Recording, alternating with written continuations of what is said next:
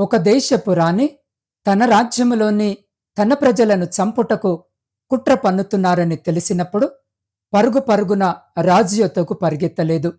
ముందు మన కార్యము సఫలము అవునట్లుగా, మన పక్షమున యుద్ధము చేయనట్లుగా, మనమందరము రాజులకు రాజు, ప్రభువులకు ప్రభువైన యెహోవాను వేడుకుందమని తన ప్రజలను ప్రార్థనకు, ఉపవాసమునకు పురికొల్పింది రాణి అయిన ఎస్తేరు.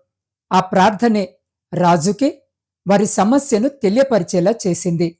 ఆ ప్రార్థనే వారి తరపున కార్యము నెరవేర్చింది. ఆ ప్రార్థనే కుట్ర పన్నిన శత్రువులనే మట్టుపెట్టే శక్తిని, సామర్థ్యమును ఇచ్చింది. ఆ ప్రార్థనే వారికి క్షేమము, ఆనందము, సంతుష్టియు, ఘనతయు కలుగుటకు కారణమైంది. ఆ ప్రార్థనే దేవుని గూర్చిన భయము ఇతరులకు కలిగేలా, దేవుని యొక్క శక్తి అందరికీ తెలిసేలా దేవుని యొక్క శక్తి అందరికీ తెలిసేలా చేసింది. ఆ ప్రార్థనే వారికి కీర్తిని తెచ్చిపెట్టింది. మరి ఒక రాజు ఉన్నాడు. దేవుని ప్రేమ, దేవుని శక్తి తెలుసు. అయినప్పటికీ శత్రువులు దండెత్తి రాగా సైన్యములకు అధిపతియగు యెహోవాను ఆశ్రయించక మనుషులను ఆశ్రయించాడు. తత్ఫలితముగా యుద్ధములో ఓడిపోవుటే కాకుండా దేవునికి దూరమై, రోగి అయి దేవుని యొద్ద చేరకుండానే మరణించాడు. అతనే రాజైన ఆసా.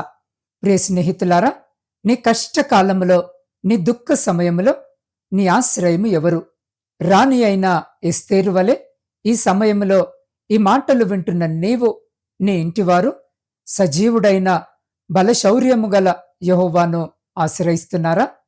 లేక నా సమస్యను తీర్చండి అని సమస్తమును మనుషులకు అప్పగించి వారికి దాసులై, బందీలై జీవిస్తున్నారా? యెహోవాను ఆశ్రయించు వారికి ఏ మేలు కొదువై ఉండదు అని గ్రహించావా? తనయందు భయభక్తులు కలిగిన వారిని బలపరచుటకు, సహాయము చేయుటకు దేవుని కనుదృష్టి లోకమందంతటా సంచరిస్తుంది అని తెలుసా? మరి నీవు ఎవరి చుట్టూ తిరుగుతున్నావు? నీ ఆశ్రయము ఎవరో? ఈ సమయంలో ఈ మాటలు వింటున్న నీవు ఒక్కసారి పరీక్షించుకో. ఇకనైనా నిజదేవుణ్ణి ఆశ్రయించు. అట్టి రీతిగా మన జీవితాలను సరిచేసుకునే కృప దేవుడు మనందరికీ దయచేయునుగాక. ఆమేన్.